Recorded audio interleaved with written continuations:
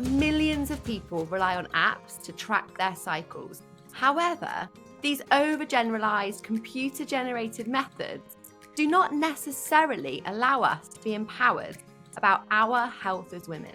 This week, I am joined by Laura Federico, certified sex and relationship therapist, and Morgan Miller, midwife, activist, and birth center founder. The cycle book really came to be because Laura and I, in both of our respective fields of work, found that there was really this gap in care that was looking at reproductive health care while also holding on to the context of mental health as well. What we really like to advocate for are people starting to track, as soon as they can, so that this becomes a bit more comfortable for them and a bit less of a pressured task. The method that we have is different for so many reasons, but I think the thing that I'm most proud of with it, having been on the spectating side of things, seeing many, many different ways that people are tracking, is that... Hello, I'm Pip, and welcome to the Midwife Pip podcast, the home of expert information and real chats on all things pregnancy, birth, and beyond. Now, millions of people rely on apps to track their cycles. However, these overgeneralized computer-generated methods do not necessarily allow us to be empowered about our health as women and to truly understand our bodies in the way we deserve to if fertility and well-being are in our goals. And this week, I am joined by Laura Federico, certified sex and relationship therapist, and Morgan Miller, midwife, activist, and birth center founder. Together, Laura and Morgan have co-authored the Cycle book. These are two women on a mission to equip other women with the tools to take ownership over their own well-being and to understand the ins and outs of their body. So welcome. I am so excited to be sat here with two women that are clearly immensely passionate about different aspects of women's health. And also, we're managing to navigate this across borders. So well done us and welcome. Thanks so much, Pip. I'm really excited to have the both of you on. Now, the first thing I have to dive into, because I completely get how difficult it is writing a book, right? Let's be honest. It is an immense challenge. I published my book just a month before I had my second son, and I was like, I'm not actually sure which was more difficult, to be totally honest with you. It is a complete mission. But you guys have kind of made it even harder, I think, for yourselves by co-authoring and having almost two voices and two brains to bring into one place. So tell me why you decided to take on the mission of writing the Cycle book. Yeah, I think this was really a exciting project for us because we get to really meld the both of our voices, and that was really the best part of it. It was truly difficult to write a book from two voices, but I think the Cycle book really came to be because Laura and I, in both of our respective fields of work, found that there was really this gap in care that was looking at reproductive health care while also holding on to the context of mental health as well. And, for us trying to figure out how to meld two voices, we actually wrote it together. We first tried to write separate sections and see if they would fit together, but we sat together, and because we're in two different countries, on Zoom, and literally wrote together. It was honestly comically challenging to do so in some moments, but we felt it was so important to get both of those components in the same place because it's so rare that you get both of those things in one, which we both personally and professionally were craving so badly. And I love the fact that you then allow it to really span the life cycle of, female womanhood, because you've got that midwifery aspect, you've got your kind of sex and relationship therapy head on. You kind of create this, I guess, more longevity, this longer journey in which the book is relevant for women. And my goodness, we need it, don't we? Because the female cycle, the hormonal roller coaster that we go on at different times in our lives is insane. And so it's no wonder that women are desperately trying to track what on earth's happening to themselves. Like we are so, especially, and I know that mental and emotional health is really pivotal to the work that you guys are doing. And I feel like it's something that we are craving as a female population more and more. And therefore trying to think, well, how does our cycle potentially cause X, Y, Z? Am I just going crazy? Or actually, is there something going on in my body that's making me feel that way? But I'd love to get from you guys, because you'd have done so much more research into this, is why you think so many women are now tracking cycles. Because if I think back to, my own mum, for example, I'm pretty sure she's probably never tracked a single cycle in her life. Yeah, I think that there is this greater awareness that our bodies have a lot to do with how we feel on like a basic level. And then this new awareness that, okay, if that's true, why don't we know more about how women's bodies function and how women's bodies and their hormones affect how we feel? And I think people are getting pretty fed up with that being the case. And because we don't have a ton of information, I think people have had to take things into their own hands. And so they're saying, if I can't really look and find in the research how these hormones are making me feel, then you know what? I'm going to sort it out myself. I'm going to track. I'm going to figure this out. I'm going to like hunt for these patterns and be able to advocate for myself and take care of myself. And I mean, we obviously think that's so fantastic.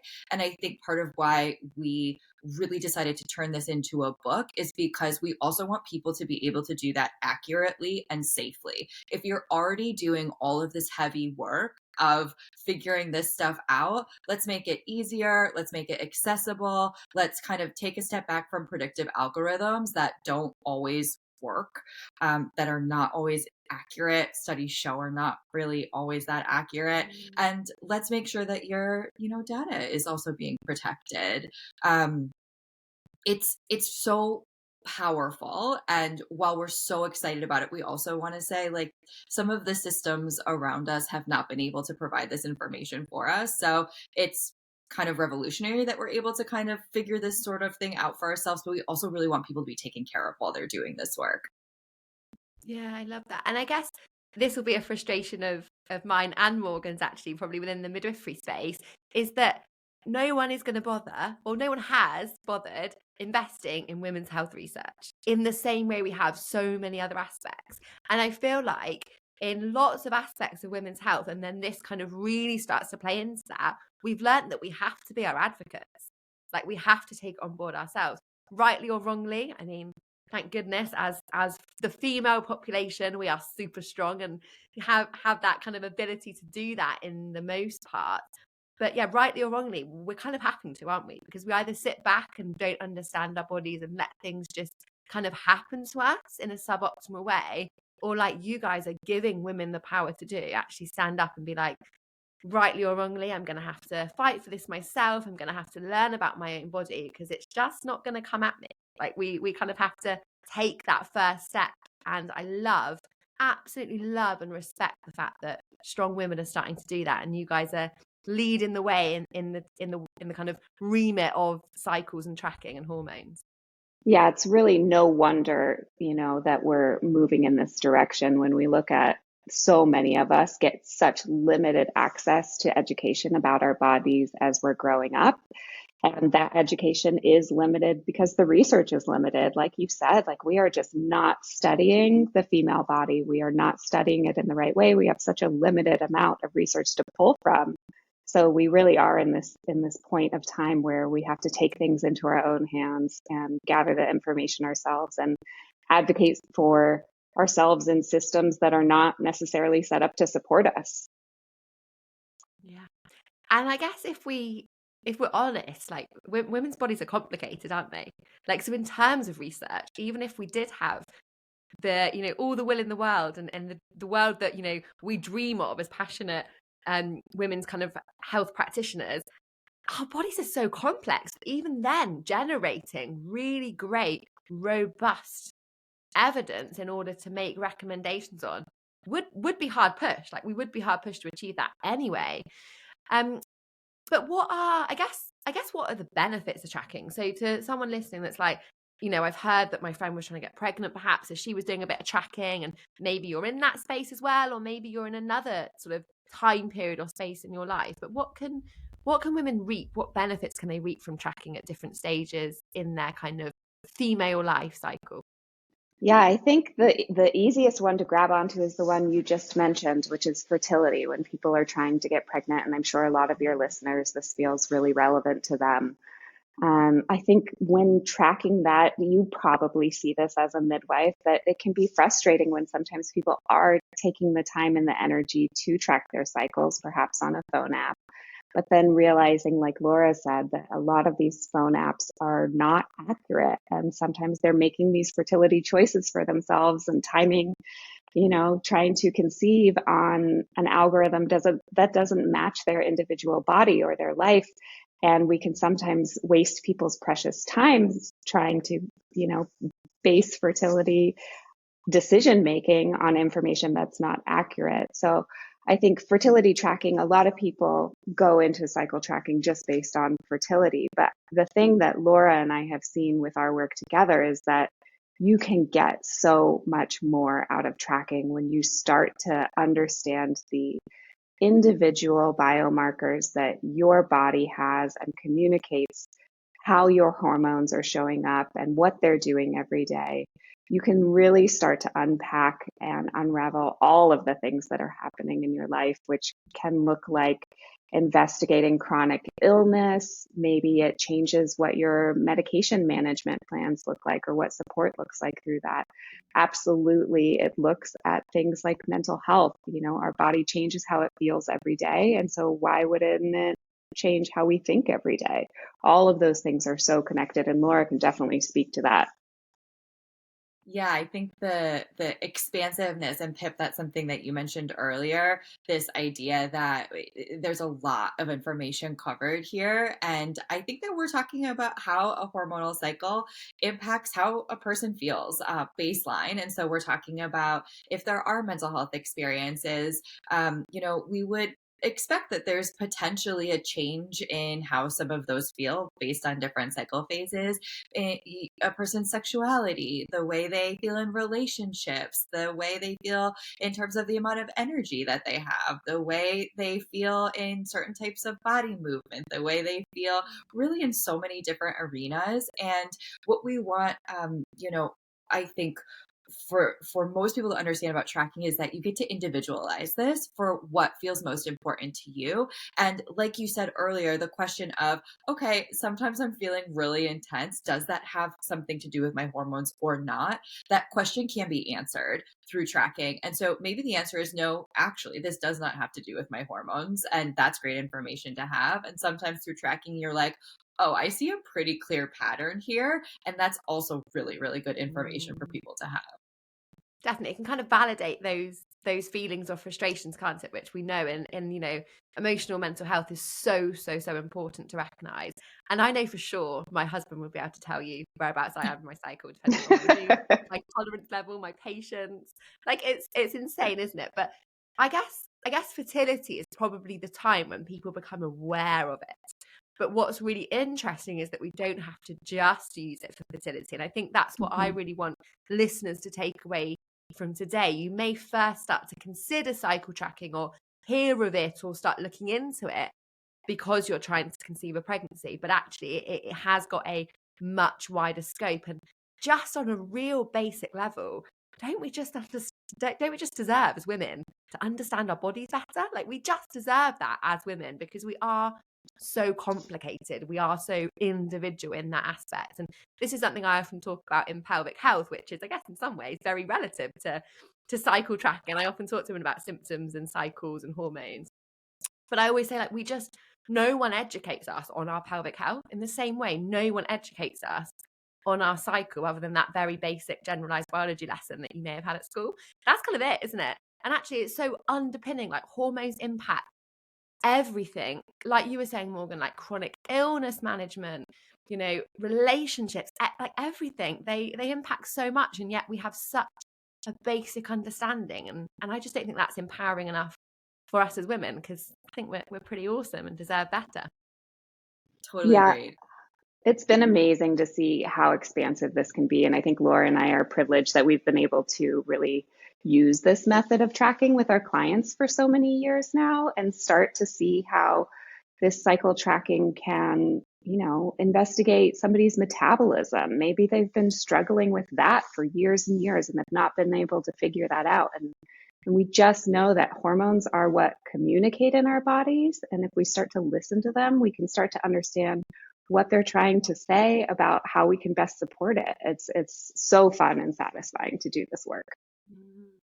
Oh, I absolutely love it. Now, I was speaking actually to one of my new community members just at the beginning of the week about fertility. She had had multiple miscarriages, was tracking cycles, and her husband were saying how it became this kind of tick box exercise of, right, ovulation is tomorrow, we've got to have sex at XYZ time. And then it took out all the passion, and it very much became like this mechanical thing that they had to do because the app said, this is what we need to do. And so I guess I'd love to understand, and for listeners to understand, how tracking can support our fertility and a conception journey in a positive way without it becoming this like mechanical thing, because that's not really how we want to conceive a baby in the grand scheme usually. My brand new book, Midwife Pip's Guide to a Positive Birth, is now available. So much more than a book, this is a guide that allows me to hold your hand through your birth preparation journey. With over a decade of experience and knowledge packed in to ensure you really are empowered in the way you deserve to achieve a positive birth, regardless of the twists and turns that crop up. Make sure that you get your hands on Midwife Pip's Guide to a Positive Birth book now and are empowered to have the birth experience that you deserve. Yeah, that is such a common experience. And I think, of course, it makes total sense. And what we really like to advocate for are people starting to track, as soon as they can so that this becomes a bit more comfortable for them and a bit less of a kind of pressured task. And then when we're talking about understanding the ways that your cycle affects you, we are really advocating for the inclusion of pleasure. And so when we're talking about tracking, we're talking about that ovulation, being like super key here, right, for fertility. And what we like to do is when people are tracking to say like, yes, okay, we're definitely trying to identify these biomarkers so that you get the timing as correct as possible, especially if you've been trying for a long time and you're feeling pretty fatigued by this. But let's also make sure that you're also tracking some of the things that go with that actually feel good and comfortable for you and that you're actually feeling proud of. So a person who's tracking to try to get that timing correct, we would say like, let's add in some of the other pleasurable things that come with that phase for you or that are just happening in your life for you. And so for people who have been trying for a really long time, we're like, okay, let's bring a little bit more of you into this. And let's also track maybe some times that the two of you actually did feel connected or that the two of you laughed or the two of you were really proud that like you've been doing this and you're still at it. And even though it's a marathon, here you are and you keep showing up. Let's track times in which you did actually feel some arousal and desire. And maybe that's still there too. And so we're kind of like inviting people to really make this a little bit bigger and intentionally bring some of the fun, pleasurable, joyful parts into their tracking, even if you're not feeling it in the moment, to just ask yourself at the end of every day when you're doing your tracking or the beginning, if you're doing that great basal body temperature, to say like, am I going to feel some good things today? Or did I feel some good things today? It actually makes a really big difference without having to be a lot of heavy emotional lifting. Morgan, does that sound right to you? Yeah, I mean, I think the biggest thing with fertility, it's so frustrating, but so many people on their fertility journey, if there's any delay or hiccup or curiosity or anything, often we'll sit down with a provider or, hop on Google, whatever it may be, get on a Reddit thread. And one of the first things they're going to hear or see is stress does not help your fertility. So don't be stressed out. You need to get rid of stress in your life. Stress is like the, antithesis to creating a pregnancy. And that is so freaking stressful to hear when you're on that journey, because I'm not sure if anyone has acknowledged the fact that simply being a human in the world that we live in today is inherently stressful. Stress abounds. It is everywhere. You can't get rid of that. And so it just feels just totally, totally defeating to hear that information. So I think when we were putting together this method, it was just imperative that we, one, name that this could be stressful for somebody in their experience. And especially if you start to look at, some of the methods of tracking, and just like you were saying, Pip, is that people start this process and it starts to feel like homework. It feels like, oh my God, I've just turned my body into a science project and I have to get my protractor out and, start taking notes. And it just feels really overwhelming. You kind of disengage from your body in a process where we're supposed to be really grounding and engaging in it. So I think that's just been a huge piece of how we built this method, is making sure that pleasure is integrated, that people are comfortable and feel safe and feel grounded. And I think that's what's been just so sickly satisfying as we're going through this with clients, is seeing that not only can it negate the inherent stress of the process by doing this method, by including those things, but it can also just open the door to this whole expansive view of bringing in more and more of those features in your life every day.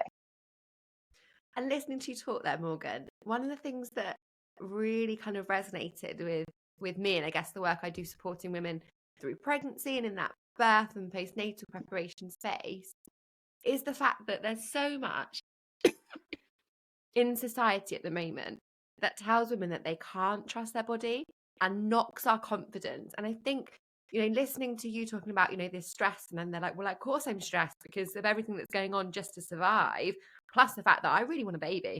And when you really want a baby, everyone around you is pregnant or having a baby, aren't they? So there's this like compounding stress.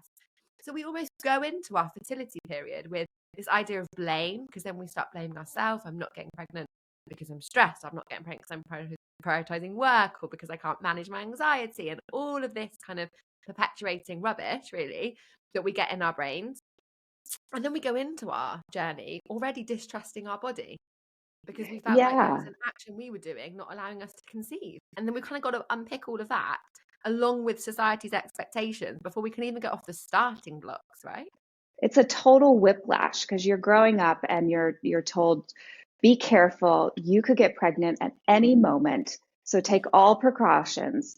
And then at the same time, flip the script, you're ready to have a baby and you're on the fertility journey, and it's the sudden aha of like, oh gosh, it's actually this very, very tiny window in which one gets pregnant, and you better figure out what it is for you. And then at the same time, when we're growing up, we're like inherently cultured into disengaging from our bodies, because bodies are icky and gross and gooey. And so nobody's going to talk about, vaginal microbiomes and the fact that, things like discharge and cervical fluid are normal. And that's a wonderful way to cue in with your body, because that's gross and icky. And we want those things to go away. Use your tampon and make it disappear. We never want to talk about it. So suddenly you're in your fertility journey and somebody is asking you about all these aspects of your body and how it's communicating, and you're like, I'm sorry, what? I thought we weren't supposed to talk about that. I thought we were supposed to pretend that didn't exist. I thought that meant something was wrong with me. And it's just exhausting. Yeah, and again, it comes down, I think, to us just not being educated young enough about what's normal with the female body. Like the amount of women that I see that are like, oh, I've got increased discharge, does that mean I've got an STI? And you're like, exactly. well, pounded on us, don't get pregnant, don't get an STI. But actually, what about what's the reality? What's normal? What do we really need? That stuff's important. Of course, it's important. But like you say, that underpinning knowledge about our bodies that then makes that fertility space less daunting, because when you do start tracking, you're already familiar with your body. Mm-hmm. So I love that ethos of like, let's widen that gap. Let's not just track because we're trying to get pregnant and tick boxes. Let's actually understand our female self throughout our life cycle. Absolutely. So powerful, guys. So powerful. Now, talk to me about, we said, or you guys said really nicely that, you know, some of the apps out there that are super generalized, that are computer generated, don't have that kind of individualized, bespoke idea, because we know that one size just doesn't fit all, does it, in women's health ever?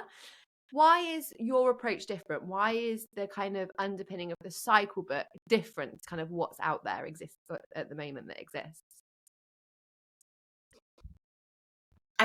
I think that there are a lot of apps who are, trying to do a good job and fill in this gap. And there are just some limitations for what that can look like. And there hasn't really been, as far as we've been able to find, a pen and paper method that feels pretty simple, pretty straightforward, and allows users to individualize that chart to really suit their own needs. We also really wanted this to be something that was able to capture anything that a person might want to be tracking, and to make sure that it wasn't just fertility focused. That is absolutely something that can be tracked on these charts, but for people who are never getting close to fertility in their lifetime, their entire reproductive lifetime, or for people who are, for big chunks of that reproductive lifetime, not touching fertility, we want to make sure that this is still really, really useful. And ideally, we all have access to this sort of method a little bit earlier, so that we're pretty familiarized with our bodies before we're getting to the point where maybe we're trying to get pregnant. So we really wanted this to be a pen and paper method that was easy to carry around, that was accessible, that doesn't take up, more than a few minutes of your day unless you want it to, and that guides you through this. Because as you two have both said, and as we all see in the sort of people that we're working with, there are these gigantic gaps. And so it's really overwhelming often to say to someone, okay, just start tracking. Just go for it. Just start tracking. That's not enough. And so we also really want to guide people through exactly what this looks like, how to do that. And so we've also designed some really lovely journal exercises to help people identify what is important to them, and actually how to listen to the body. Because the actual act of checking in with your body so that you know how you felt, or you know what's going on with your body, that also takes a tiny amount of practice. Not a lot, but a little bit of practice. And so we also want people to know, when we say listen to your body, what does that actually, in a concrete manner, mean? Yeah, the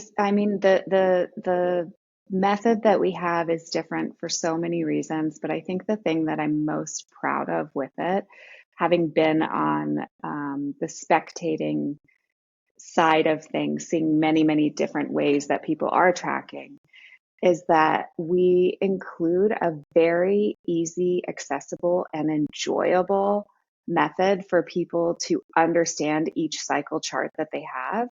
That information should not be only for your provider, that your provider has the perfect map and key to figure out exactly what this data means, or only your phone app has the algorithm to decipher this information.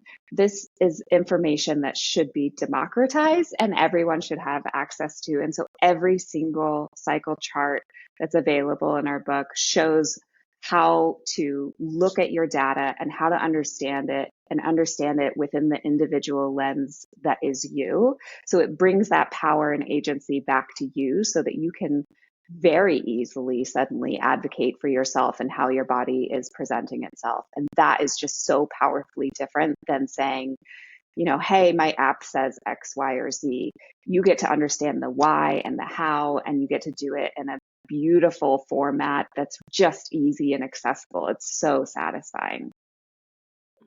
Oh, I love it, guys. I am so passionate about anything that empowers and informs women about their health. So, thank you. I find it fascinating, and I'm conscious that for so many women, just the notion of track your cycle has no meaning. It just has no track what? Just when I bleed, when my period comes, it has no meaning. So I love that you can actually educate women on what that means, because it's one of those things that sometimes we feel silly, like we should know that, we should understand, and we don't want to ask.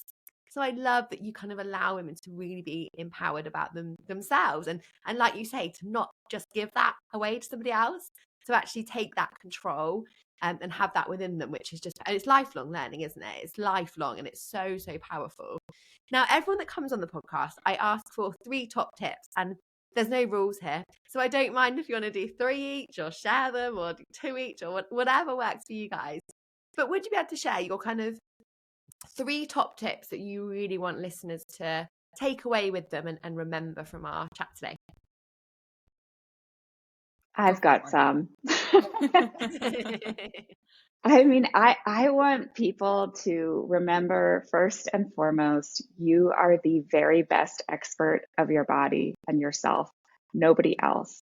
No PhD, no doctor, no midwife, nobody but you knows you. And so I want people to feel strong in that understanding that that is always going to be number one.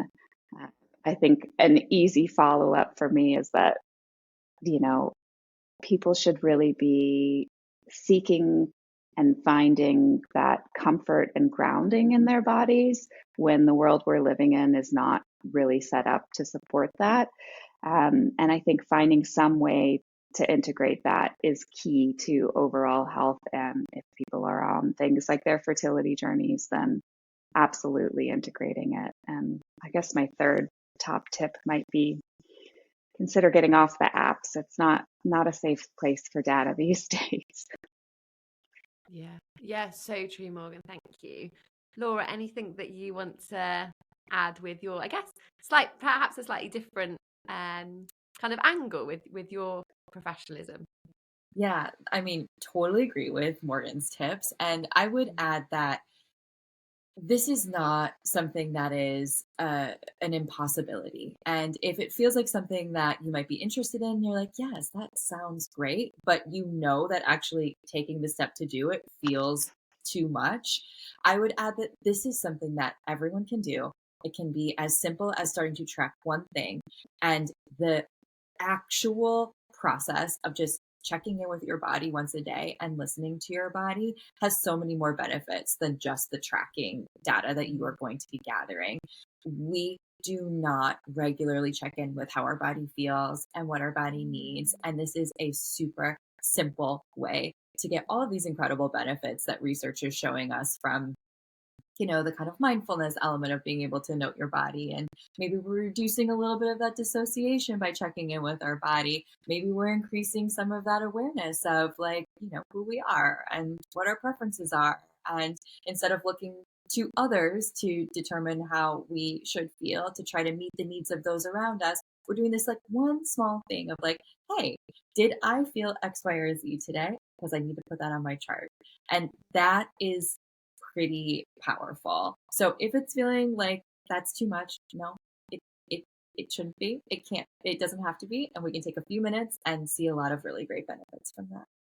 I love that, Laura. And that's such a powerful way to end this episode, because if we can't value ourselves as women enough to literally take a moment in a day to check in with ourselves, that is not advocating for our future generations. And I know our listeners are primarily expectant or new parents. Our primary goal is to set our children's life up to be more holistic, to boost their well-being more than our own. And this is a very small but powerful way to achieve that. So ladies, thank you so much for the incredible work that you're doing and the mission. Keep going. I love it. And if you have found this interesting, if you want to touch in more with your cycle and actually understand your body and what tracking can bring to you, then do check out the Cycle Fit.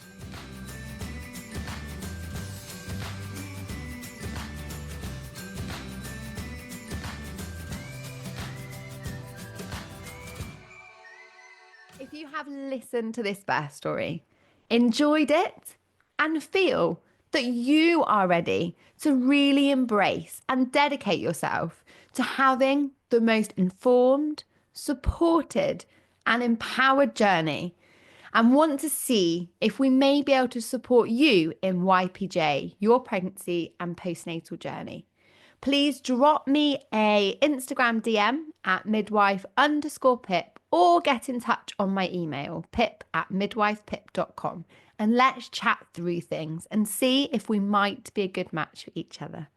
I hope you've enjoyed listening, and wishing you all the best on your journey through pregnancy, birth, and beyond.